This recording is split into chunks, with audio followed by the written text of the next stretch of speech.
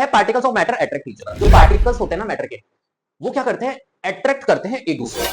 ठीक है, मतलब ये पार्टिकल, अरे भैया आजा पास में, पास में आ जा, पास में आ जा। समझ गया मेरी बात?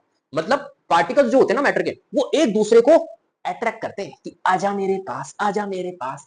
आगे मेरी बात समझ में? तो particles of matter attract each other. अब देखो ध्यान से समझो, इस प्रॉपर्टी को भी अपन देखेंगे, पार्टिकल्स ऑफ मैटर अट्रैक्ट कैसे करते हैं ईच अदर, कैसे पता लगाए सर। देखो उनके बीच में क्या होता है, फोर्स ऑफ अट्रैक्शन होता है। इसलिए पार्टिकल्स ऑफ मैटर जो होते हैं वो अट्रैक्ट करते हैं एक दूसरे को। फोर्स ऑफ अट्रैक्शन, एक फोर्स लगता है अट्रैक्शन का, वो पास पास में आ जाता है। समझ गया मेरी बात? तो सॉलिड, लिक्विड और गैस, ये तीन स्टेट होती है। ये चीज अभी मैं बता देता हूं, स्टेट्स अभी अपन डिस्कस करेंगे।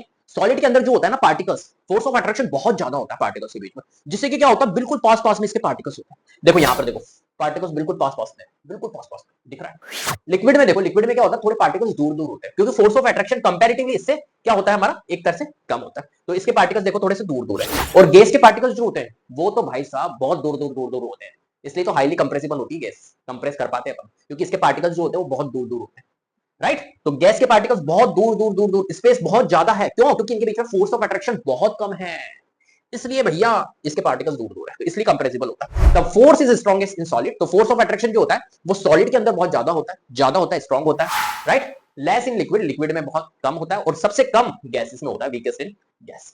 क्लियर है? चलो भैया, इस चीज को समझने के लिए फोर्स ऑफ अट्रैक्शन क्या है, पार्टिकल्स अट्रैक्ट करते हैं एक दूसरे को, इस चीज को समझने के लिए एक एग्जांपल देखो। जैसे कि तुमने कभी सोचा होगा, फॉर एग्जांपल मैं तुम्हारे को एक कील देता हूं, मान के चलो लोहे की मैंने एक रॉड दे दी या कील दे दी मान के चलिए, और मैंने कहा भैया ले इसको ब्रेक करके दिखा। ब्रेक करके दिखा, हाथों से तो मुश्किल है उसको ब्रेक करना, लेकिन मैंने आपको दे दी एक हैमर, आपको हथौड़ा दे दिया, और मैंने कहा ले भैया इसको ब्रेक करके दिखा। तुम तोड़ते रह जाओगे, लेकिन वो कील टूटेगी नहीं।